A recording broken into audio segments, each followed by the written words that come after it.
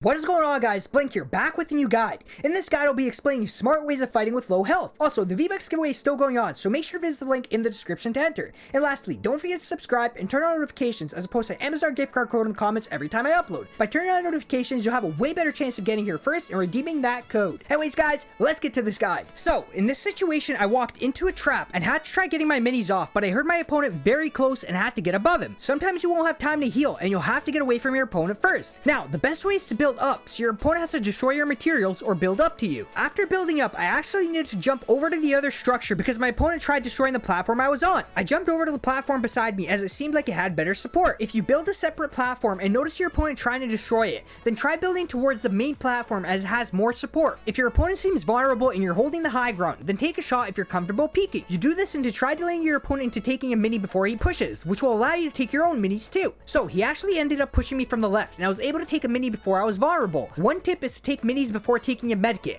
and the reason for this is exactly what just happened to me. I was able to pop one mini before he got to me. Now, I didn't have a medkit, but if I did, I would have taken 2 minis before taking the medkit. If I tried popping a medkit there, I would have been cut off within the first 2 seconds, and it might take multiple tries to even attempt to take one, and in the process, I might even get eliminated. So, minis first, remember guys. Now, one more thing I want to go over is if you have a rocket launcher. You can see I pulled it out here and even think about taking a shot, so maybe I can connect some damage. At the last moment, I never did it though. I waited, and I do this a lot in situations where my opponent has no clue I have one. It's a great way to bait your opponent into playing pretty aggressive and get caught out in the open. Now, because I didn't shoot, you can see my opponent pushing right up my stairs. This allowed me to build a little bit higher and shoot a rocket right under him. I guess if I hadn't attempted to take the last mini, I would have been able to peek over a little sooner, but that's okay. You guys can see how not showing my rocket almost granted me the kill. So he tried to double staircase it up, which was smart, except I was able to see his main platform. If you have the angle on him, then ignore the top staircase and go for the bottom one, as the top one is basically useless. So I was able to collapse his structure, resulting in him falling to his death. So a few things to take from this example is to get to the main platform for more support.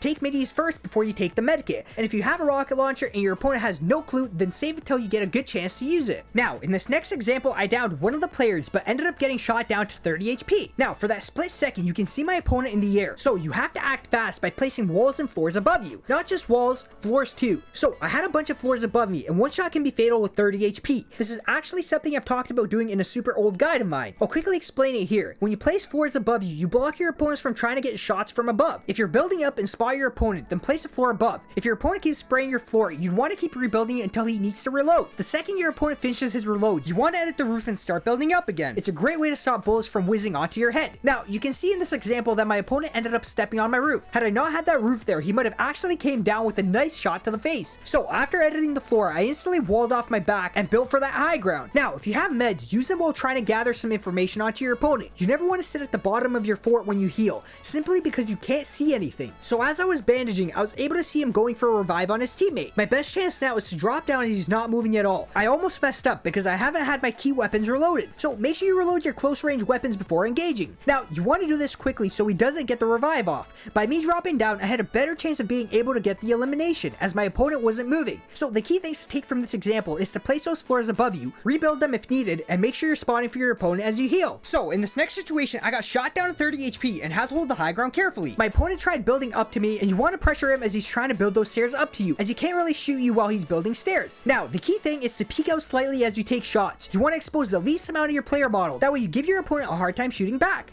You also want to make sure you use the right side peeking angle. So one tip is, if you do this quick peeking method, is to make sure the player you're peeking is on the right side of your screen. I've said it before and I'll say it again. You can't do this from the left, as your player model will be exposed before you can line up your crosshair. So anytime you play Fortnite in any situation, just make sure your opponents are on the right side of your screen when doing any sort of close range shooting. So I was able to knock him down and went for the kill as I needed his meds. I wasn't able to grab them as his teammate was pressuring me. Tried getting in some shots while being careful, and even tried getting an edit peek going. If you ever want to surprise your opponents, then go for those edit peeks. As you guys know, I've talked about them many times. So my opponent left and I was able to go for the heal. I made sure to box myself in. If you have the chance and you see meds, box yourself in and heal up. If you start getting shot at, then make sure you build stairs in front of you and keep rebuilding that wall. Once your opponent needs to reload, edit the top floor and build above him. It's a great way to get out of situations where you're inside a 1x1 needing to heal. You'll be able to heal up as you spot your opponent. I threw a forward port down and got inside it and ended up eliminating my opponent as he followed me up. So one more thing, if you have traps, place them inside the middle of your porta fort and add a floor to block any opponents from coming up. Players won't be able to come up and they'll get eliminated from the traps. So the key things to take from this example is slightly peek in and out as you shoot to not give a clear shot for your opponent.